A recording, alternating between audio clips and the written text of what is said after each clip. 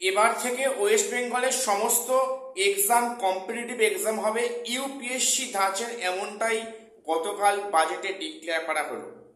এখন এই ইউপিএসসি মডেলে এক্সাম বিষয়টা কি এবং আগামীতে এসএলএসটি যারা চাকরি প্রার্থী আছো তাদের কাছে এই বিষয়টা খুবই গুরুত্বপূর্ণ এবং এখানে এসএলএসটিতে একটা বিরাট চেঞ্জেস আসছে পরীক্ষা পদ্ধতির মধ্যে। আমি আজ সেটা নিয়ে ডিসকাস করব এবং এখানে আরেকটি বিষয় উল্লেখ করা হয়েছে যে কোনো রাজনৈতিক পদাধিকারী ব্যক্তি কোনো মানে মানে কোনো নিয়োগ সংস্থায় যুক্ত হতে পারবেন না। আমি এটা নিয়েও বিস্তারিত আলোচনা করব। কাজেই ভিডিওটা খুবই ইনফরমেটিভ, চ্যানেলটা সাবস্ক্রাইব করে দিও এসএসসি, পিএসসি এবং গ্রুপ সি, গ্রুপ ডি গুরুত্বপূর্ণ আপডেট পাওয়ার জন্য।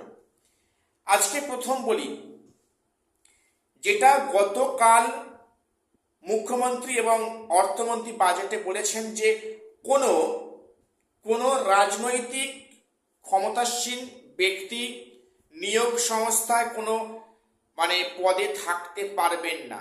আমরা দেখেছি আগের সরকারের আমলে যাচ্ছেতাইভাবে বিভিন্ন পার্টির অনুপ্রাণিত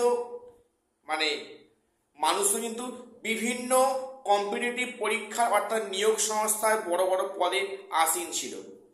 আমরা দেখেছি আগের সরকারের আমলে পিএসসির যিনি একজন পদাধিকার ছিলেন উনি কিন্তু অবশ্যই আগের সরকারের অনুপ্রাণিত একজন ব্যক্তি ছিলেন, সেই নামটা উল্লেখ করলাম না ইচ্ছা করে। তো এরকম ভুরি ভুরি অভিযোগ ছিল আগের সরকারের এগেনস্টে। এই সরকার ঠিক করেছে কি যে কোনো রাজনৈতিক ক্ষমতাসীন ব্যক্তি কোনো নিয়োগ সংস্থার পদে থাকবে না। এটা অবশ্যই একটা ভালো পদক্ষেপ, আমরা এটা প্রত্যেকে ওয়েলকাম জানাচ্ছি। এইবারে যেটা বাজেটে ডিক্লেয়ার করা হলো যে এবারে পশ্চিমবঙ্গে নাকি বিভিন্ন কম্পিটিটিভ পরীক্ষা ইউপিএসসি ধাঁচের হবে। এখন এখানেই প্রশ্ন, ইউপিএসসি ধাঁচের বিষয়টা কি এবং এখানে এসএলএসটিতে কিন্তু একটা দারুণ প্রভাব পড়বে। আগামীতে পরীক্ষা পদ্ধতির একটা চেঞ্জেস অবশ্যই আসছে। দেখো, ইউপিএসসি ধাঁচে পরীক্ষা মানে অন্যান্য বিজেপি শাসিত রাজ্যে ঠিক যেমনভাবে সেন্ট্রালি যেমনভাবে এক্সামগুলো নেওয়া হয়, সেখানে 3টে পার্টে এক্সাম হয় বেসিক্যালি। তার মধ্যে একটা প্রিলিমিনারি টেস্ট, স্ক্রিনিং টেস্ট, তারপরে সাবজেক্টে পরীক্ষা বা মেন সাবজেক্টে পরীক্ষা, তারপর একটা ইন্টারভিউ মার্কস থাকে। এই ইন্টারভিউ মার্কস কিন্তু অনেকটাই কম থাকে ইউপিএসসি মতো পরীক্ষাতে।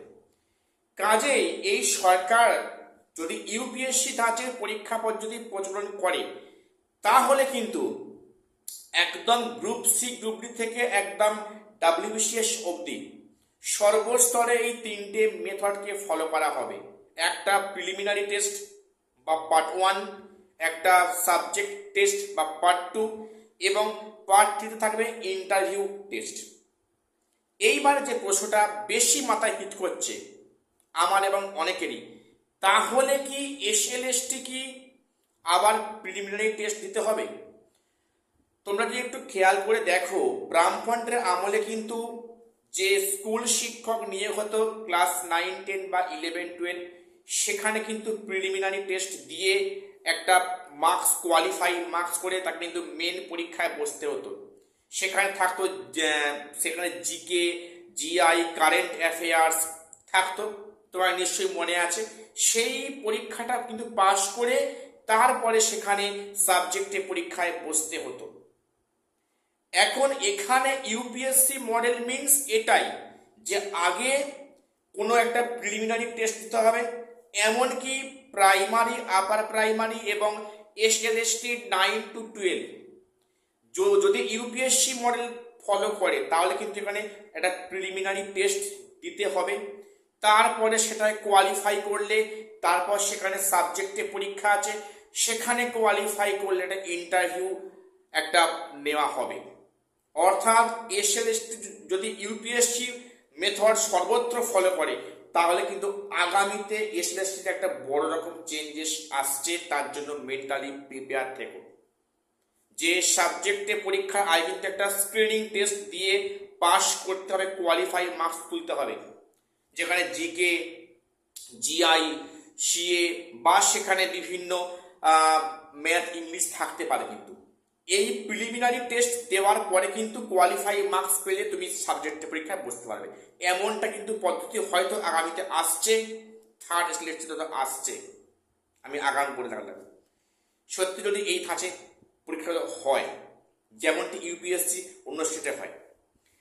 এইবারে আর একটা বিষয় যেটা একটা খারাপ একটা সংকেত দিচ্ছে আমার মনে হয়েছে, সেখানে এই সরকার নাকি 35 মার্কসে একাডেমিক্স রাখতে চলেছে এসএলএসটিতে। তো এর বিরুদ্ধে কিন্তু অলরেডি বিভিন্ন কিন্তু ব্যক্তিত্বরা সেখানে ডেপুটেশন জমা দিয়েছে, হয়তো একজোট হয়ে দিতে পারেনি, সেখানে ইন্ডিভিজুয়ালি সেখানে ডেপুটেশন দেওয়া হয়েছে যে এই একাডেমিক্স মার্কস এত থাকবে কেন। দেখো সত্যি কথা বলতে কি, এখন যে সমস্ত রানিং ক্যান্ডিডেট এখন মার্কস যে হারে ক্যান্ডিডেটটা পাচ্ছে, একটা সময় ছিল আমাদের সময় একটা ব্রড কোশ্চেন লিখলে একটা মানে গড়পড়তা মার্কস পাওয়া যেত, সেখানে শর্ট কোশ্চেনের ভাগটা কম থাকতো, সেখানে ভালো মার্কস কিন্তু সহজে উঠতো না। এখন যেটা একটা তোলার স্কোপ আছে, কাজেই একাডেমিক্সে বেশি মানে মার্কস রাখার এটাই মিনিং, এটাই অর্থ যে পুরনো ক্যান্ডিডেট কিন্তু ব্যাক ফুটে পড়ে যাবে। যতই তুমি ভালো পরীক্ষা দাও সেখানে কিন্তু এখানে একটা মার্কস কিন্তু কমবে। অর্থাৎ এই বৈষম্যটা মনে হয় না রাখাই যুক্তিযুক্ত। আমি জানি না সেসব টাকা কী করবে না করবে, তবে এই ক্ষেত্রে কিন্তু মানে সবাই একজোট হয়ে ডেপুটেশন দেওয়ার দরকার আছে বলে আমার মনে হয়েছে, বা জনতার দরবারে এটা নিয়ে কিন্তু মুখ্যমন্ত্রীর সঙ্গে ফ্র্যাঙ্কলি কথা বলার দরকার আছে, সময় কিন্তু এসেছে। সবাই একজোট হও, যারা পুরনো ক্যান্ডিডেট আছো বা পরে পরীক্ষা দেবে, যে একাডেমিক্সে মার্কস এত রাখলে হবে না। দেখো সেখানে ইন্টারভিউ মার্কস কমেছে, খুব ভালো, আর ইন্টারভিউ মার্কস বেশি মানে সেখানে কিন্তু একটা দুর্নীতির ছোঁয়া থাকবে।